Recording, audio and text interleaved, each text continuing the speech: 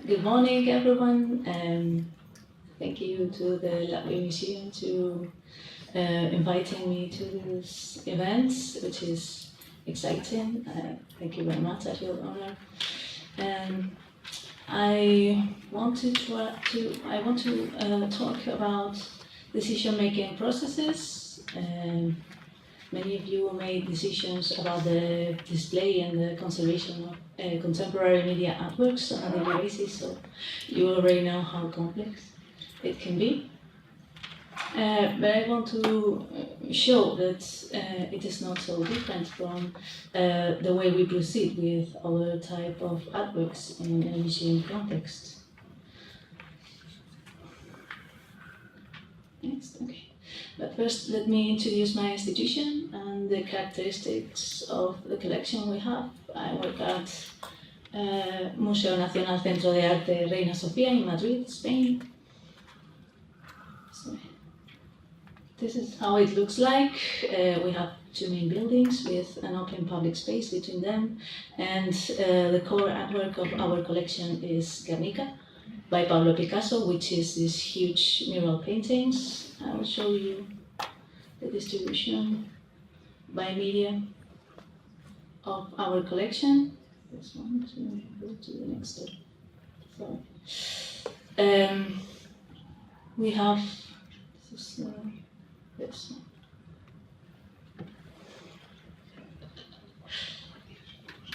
Okay, there we go. We have mainly paintings. As you can see, that in the last few years, there is increasingly entering the collection artist archives. So we have now lots of graphic artworks and photography and documentation and ephemera. As you can see, our media sector is scarce in total terms. But this doesn't make it easier to care for the artworks. What this means is that they get less attention. And we have less resources to care for them. Okay, so within our media artworks collection, this is the distribution by type of artwork. We mostly have one-channel video and cinema artworks, followed by video and cinema installations, and audiovisual parts of other type of artworks. We only have a few examples of more than one-channel video and cinema artworks, and some net art, software art, and software parts of other performance installations. Directly related to our type of artworks are our main issues, and I think you already have experienced these issues, so I will not talk too much about this. I want to show you how is our workflow, our current workflow, which is divided in 4 main tasks. As you can see, we assess the artwork upon arrival and complete our documentation and gather issues and questions in the first installation, and also archive files and preserve the rest of parts of the installation, like carriers, equipment, and many other items. There is one more task we performed from the department regarding the management of media artworks. We see it in a few slides. When we acquire an artwork, we ask for a suitable file, master file, be it audiovisual or any other file being part of the artwork. We follow recommendations of other memory institutions related with digital preservation, such as national archives and libraries, regarding file formats for long-term preservation. And we also accept anything with an interframe compression when it comes to audiovisual files. We also ask for stills for use in publications and the museum website and so on, and sometimes artists also add an excerpt of the audiovisual depending on its duration, so we can show it in an exhibition context or in a theatrical display depending on its length. And last but not least, documentation and instructions about the installation and display of the artwork. And if the artist is available, we also interview him or her to clarify any question or issue we had encountered with the information. And we also try to offer long-term strategies for the obsolescent components of the installation. Nowadays, the museum has a display system. We use files and optical discs to display our audiovisuals, but we try to use as much files as we can to avoid carrier failure. We use the equipment provided by the artist and follow the installation instructions as close as possible. However, if any equipment is not available anymore, we ask the artist, assistants, or estates for suitable replacements. The artist is also consulted in case the exhibition requires a different installation of the artwork. We also transcode the master file to make exhibition copies according to our playback devices, maintaining the significant properties of the original file. But for the moment, most of times, presentation is only about correct aspect ratio, high-bright projectors to make the image visible, despite the lighting necessary to show other artworks in the room, and managing sound and simplifying the switching of the installation to avoid failures. All this respecting and consulting the artist's opinion about the final display of the artwork.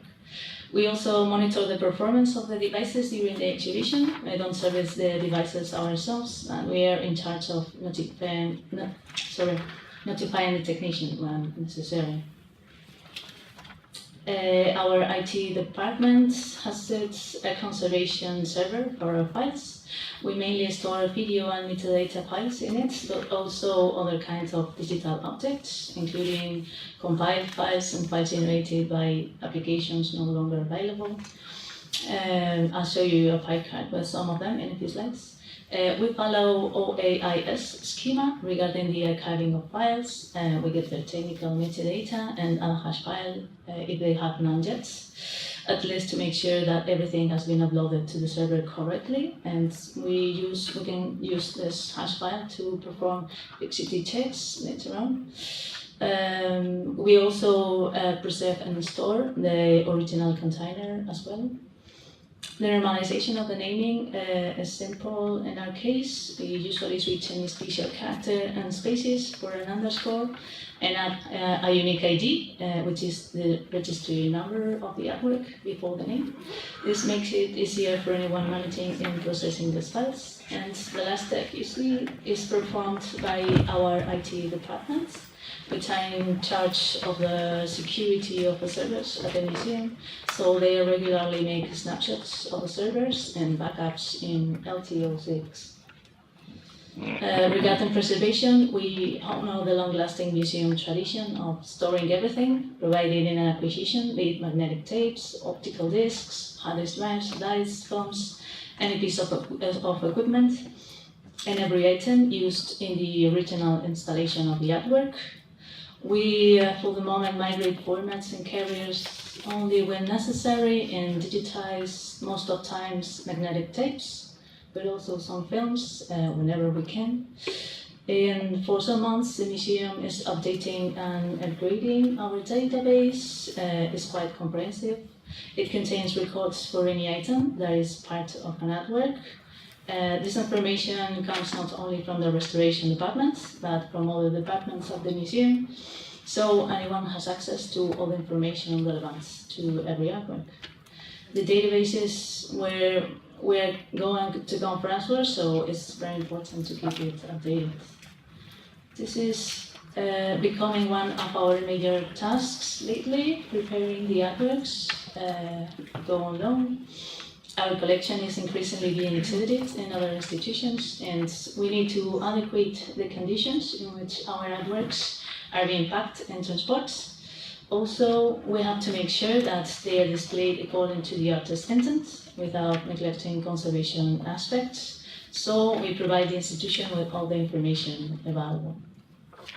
Regarding equipment and other installation items, we usually only borrow custom-made items such as modified equipment, original objects, or tailored applications.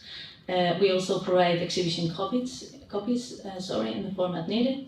but we usually keep original equipment and only provide with technical information about the features to find a suitable replacement. So our homework has to be done in advance. This is the pie chart I was talking about. The bulk of the files currently on our server are part of Post-Capital Archive by Daniel García Andújar. It is a networked project with hundreds of thousands of files gathered from the internet along the years, so most of them are different flavors of text and markup language. But we also keep files of obsolete media formats like real video and real audio, for example.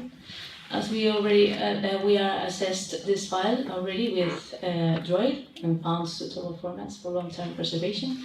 The artist was consulted about the migration of the contents of the files, so it can be performed when needed. So in Spanish, we have an idiom to say that two things are completely different. They resemble each other as an egg to a chestnut. I Googled for an idiom in English and I found they are like chalk and cheese. Our media artworks and other form of art in our collections like chalk and cheese. They need certain devices to be displayed, but other than that, how do you make decisions about their conservation or their display? Let's see first, why are there so-called differences, and then to what extent are we treating these artworks so differently? I don't know if you know already what are you looking at. Another kind of artworks like paintings. This is like a cross-section of a painting. Conservators traditionally have considered two main parts, support and image. The support traditionally carries historical information and importance, and it is the image, the one pertaining the art domain. According to traditional conservation theory, whenever a conservation treatment ought to make a part prevalent over the other, this has to be the artistic part, therefore the image.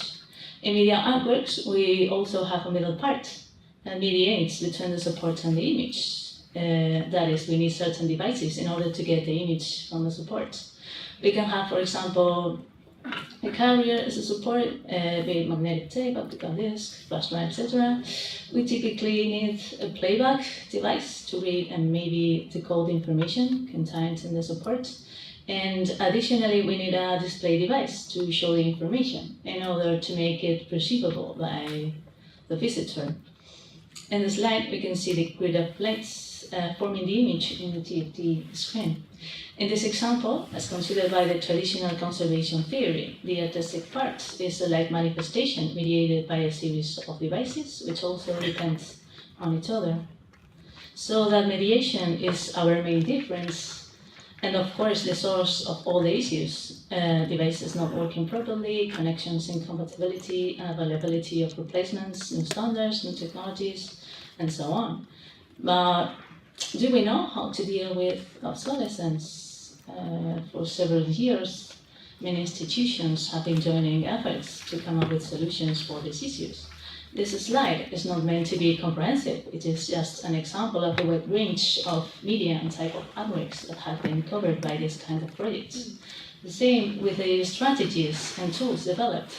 And all this research is in no way new. The early projects date back 2001, when presenting the material took place at Guggenheim Museum in New York, and the variable media paradigm was first introduced. Museums and other memory institutions are not alone in its struggle with obsolescence. Almost every field involving information of any kind is faced with a technological shift. So as usual, we also have been borrowing solutions from other fields, such as digital preservation, broadcasting industry, audiovisual archiving, web archiving, libraries, game and software development.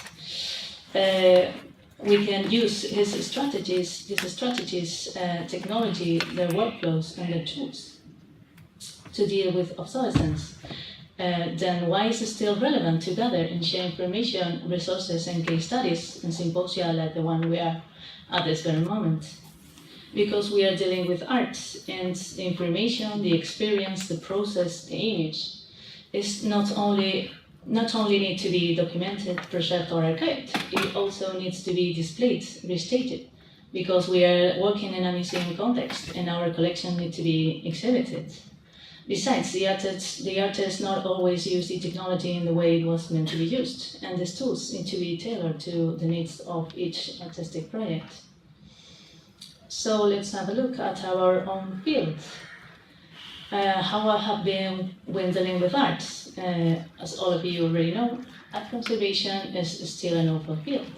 Of course, there have always been artists caring for their own works and for the works of others, but there wasn't a necessity of preserving cultural heritage until the 30s of the past century. How were we preserving arts until that moment? We certainly don't quite have the same concept of heritage that we have nowadays. Back in the middle of the last century, we had a worldwide discussion about the removal of varnishes and paintings, the so-called cleaning controversy. The cleaning of yellowing varnishes from Renaissance paintings confronted conservators and art historians during decades.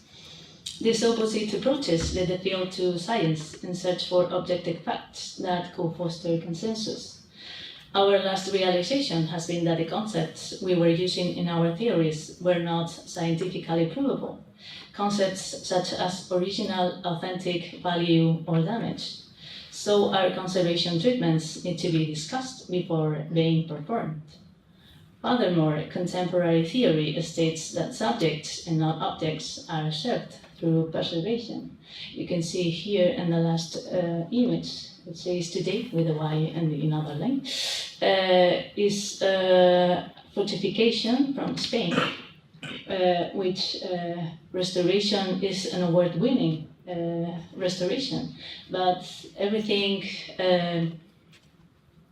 everybody involved in the area of this castle is not happy with the results of the restoration, of being award-winning. What have we learned so far? We are not preserving objects in the void. We are conserving objects that have certain value to other people.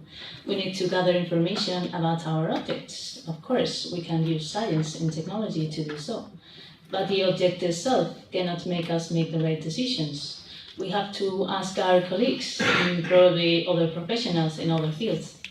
And regarding our treatments, we have to document everything, make our interventions at least retrievable, and keep them to a minimum to reach our goals.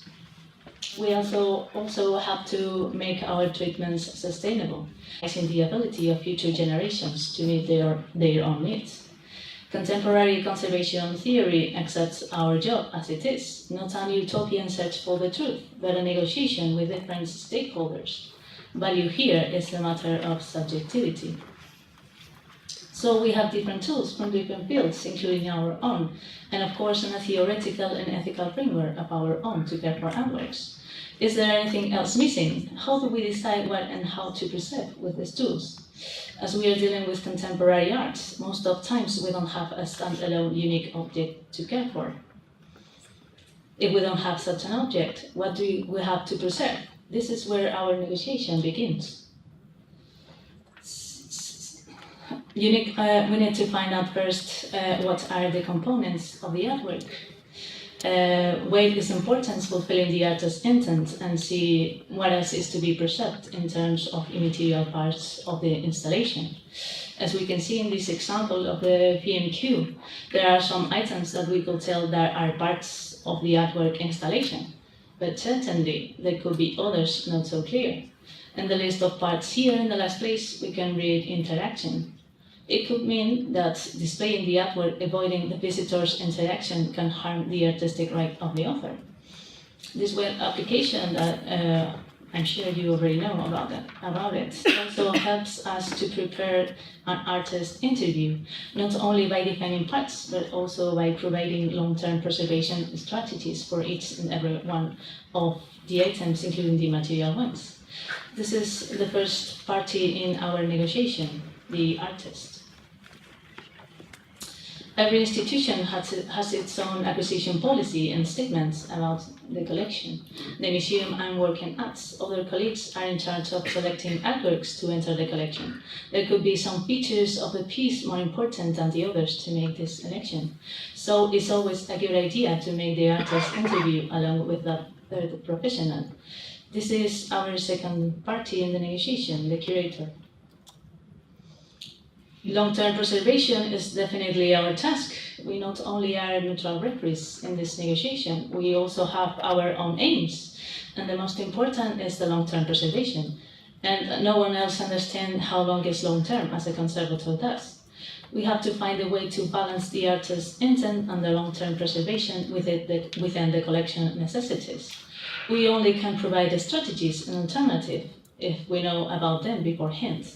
That is why it is still important to gather and share resources and case studies about the preservation of media art. Oh, this is not moving. Okay, I'm sure you already know what I'm looking at. This ought to be movies, but no, they won't play. Okay. Since the first time I saw a film where color plays with its mobiles or the wind makes them move wildly. When I see a mobile in an exhibition room, I can't help thinking that it looks kind of sad. Is our framework complete? I will add a fourth stakeholder, the visitor. Museum audience used to have a rather passive part in the past. Their interaction is growing with the development of technology, museum apps, interactive guides, and so on. But their implication in a contemporary media installation could be more crucial than that. Its presence may complete the artwork. Visitors cannot take part in the negotiation of a preservation of an artwork, but we definitely have to take them into account. This is what I mean when I write preserving the noun. We can think about the experience of the visitor at this very moment. We need to avoid the artwork to become a document of itself whenever we can, but especially in an early stage. Okay, we have our framework complete. We have the boundaries of our artworks, the important features for our artist and our curator, and the minimum functionality to keep the visitor's experience without neglecting conservation. We have the what, the why, and the where. We may find out the how with all the tools already available. We now only need to provide a when, and this is another conundrum in the museum's daily working. We are absorbed by our usual duties. When do we have time to assess our complex artworks? Upon acquisition and the first installation, or when they go on loan, are the more common chances to do so. But what happens when the artworks are already in our collection and it is not planned in the short or midterm to display them? This is another risk we must assess, and maybe the most dangerous: neglect. So, is this process so different from the one conservators of other type of contemporary artworks carry out? I don't know your point of view, but as I see it, not at all. When you are dealing with contemporary artistic projects without a standalone and unique object to preserve, you have to follow these steps even if the artwork does not contain any piece of technology. You define what's important to preserve and why you are preserving it, and then you find out how to do it. We also have realized that any party in our negotiation can change his mind anytime in the future, and that is why we have to document every decision and don't discard any original item, just in case. It is our autonomy making decisions, the one that has shifted along the years. We not only have to ask history, taste, and science to preserve an artwork, we also have the author and the curator and probably the visitor point of view, besides other colleagues and probably other professionals from other fields, to help us make the best choice for all of us. Isn't it a relief? So, what is the right way of conserving media arts? I would say all of them and none of them at the same time, depending on the point of view. But as I just said, there is plenty of eyes and brains involved in the conservation of contemporary media arts. What can go wrong? We just need to find the courage to make the necessary changes to preserve the artwork according to our framework, that is, restoring the artwork. Restoration, in the contemporary definition of the term, is an action that changes the object and differs from conservation that freezes the object and time, which is, in my point of view, clearly not feasible when it comes to media arts. And that's all. Thank you very much for your attention.